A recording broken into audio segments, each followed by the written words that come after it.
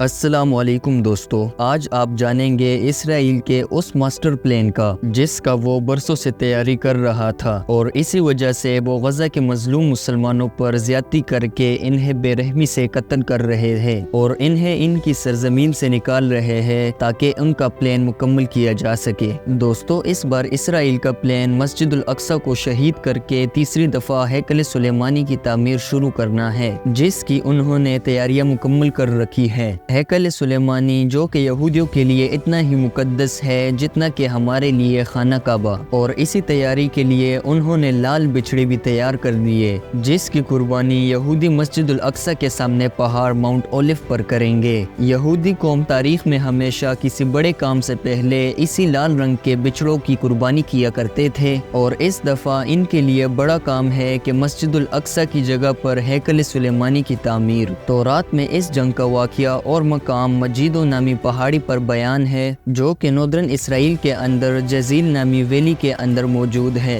آج اسی جگہ پر یہودی قوم جگہ جگہ غرقت نامی درخت کو اگا چکے ہیں جنہیں یہودیوں کا درخت کہا جاتا ہے، کیونکہ رسول اللہ صلی اللہ علیہ وآلہ وسلم کی حدیث مبارکہ کے مطابق جب یہودی مسلمانوں سے شکست کھا کر بھاگیں گے تو یہ اکیلا ایسا درخت ہوگا کہ مسلمانوں اور کافروں سے آخری جنگ عظیم کے دوران یہودیوں کو اپنے اندر پناہ دے گا، اور اسرائیل اس حوالے سے جنگ کی تیاریاں مکمل کر چکا ہے۔ اسی لیے امریکہ کے ہوتے ہوئے بھی وہ اپنی ملٹری انٹیلیجنس اور انفارمیشن ٹیکنالوجی یعنی IT کو اتنا مضبوط کر رہا ہے، کیونکہ آج کے دور میں اس کی ملٹری اور فوج کو زیادہ تر کنٹرول اب اس کی آرٹیفیشل انٹیلیجنس نے سنبھال لی ہے، اور اس نے اپنے پلان کے مطابق میڈیا کے سامنے یہ ڈرامہ کر کے سفارتی طور پر خود کو فلسطین کے سامنے مظلوم ظاہر کیا، اور اب فلسطین کے اندر اپنے منصوبے کے راستے میں سب سے بڑی رکاوٹ یعنی حماس کو ختم کرنا تھا، جو کہ فلسطین پر یہودیوں کے ناجائز قبضے کے خلاف لڑنے والی اکیلی تحریک تھی۔ حماس کے انٹیلیجنس کو خفیہ طریقے سے اور ایرانی انٹیلیجنس کی مدد سے پہلے ہی سے یہ خبر ہو گئی تھی کہ اسرائیل کا پلان تھا کہ نومبر یا دسمبر کے درمیان غزہ پر فیصلہ کن حملہ کر کے پورے فلسطین پر قبضہ کر لے تاکہ ہیکل سلیمانی کی تعمیر کے دوران حماس کوئی مزاحمت نہ کر سکے یا پھر ان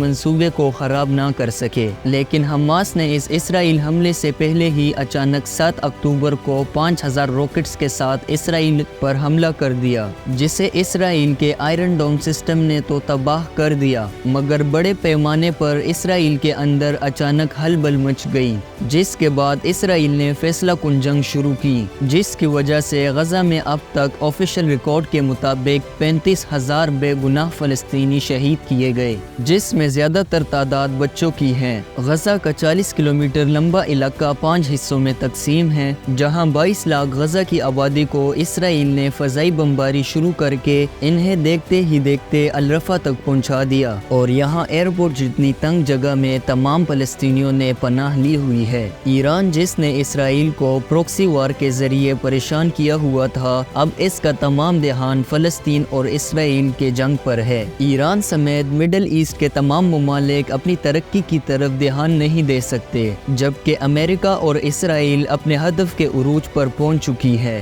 یہ دونوں ممالک کبھی بھی مسلمان ملکوں کو اکٹھے یا ایک پیج پر نہیں دیکھ سکتے۔ آج اگر عرب ملکوں کی بے حسی نہ ہوتی اور یہ مل کر ایک پیج پر اکٹھا ہو گئے تو اسرائیل ایک دن بھی جنگ کو افورڈ نہیں کر پائے گا۔ جیسا کہ عرب اور اسرائیل جنگ کے اندر کنگ فیصل نے 1973 کے اندر فلسطینی حق میں امریکن آئل کی سپلائی کو روک کر اس کی اکانومی کو ایک ہی دن میں گھٹنوں پر لے آیا، لیکن آج کے ٹائم کے اندر انتہائی افسوس کا مقام ہے کہ محمد بن سلمان بھی مصر، عراق اور UAE سمیت اسرائیلی آرمی کی گاڑیوں اور جہازوں کو آئل دے رہے ہیں، جن گاڑیوں سے وہ فلسطین میں قتل عام کر رہے ہیں، اور ان جہازوں سے ان کے اوپر بمباری کی جاتی ہے، لیکن دنیا کے آنکھوں پر پٹی باندھے ہوئی ہے۔ عرب حکمرانوں کی بے حسی اور منافقت کو دیکھ کر دکھ تو ہوتا ہے، لیکن ساتھ ساتھ میرا ایمان بھی مضبوط ہوتا ہے، اور یہ حدیث مبارکہ یاد آتی ہے کہ رسول اللہ صلی اللہ علیہ وآلہ وسلم نے فرمایا کہ قریب ہے وہ وقت جب دنیا کے تمام قومیں تمہاری خلاف لڑنے کے لیے دوسری قوموں کو بلائیں گی، جس طرح کھانے والے کھانے کے برتن کی طرف ایک دوسرے کو بلاتے ہیں۔ صحابہ نے عرض کیا کیا یا رسول اللہ صلی اللہ علیہ وآلہ وسلم، کیا اس وقت ہماری تعداد کم ہوگی؟ تو آپ صلی اللہ علیہ وآلہ وسلم نے فرمایا، نہیں، اس روز تمہاری تعداد پانی کی جھاگ کی طرح ہوگی، لیکن تمہارے اعمال کی وجہ سے اللہ تمہارے دشمنوں کے دلوں سے تمہارا خوف نکال لے گا، اور یقیناً وہ وقت آ چکا۔ دوستو، اگر آپ کو ہماری یہ ویڈیو پسند آئی تو اس طرح کی مزید ویڈیوز دیکھنے کے لیے ہمارے چینل کو ضرور سبسکرائب کیجیے۔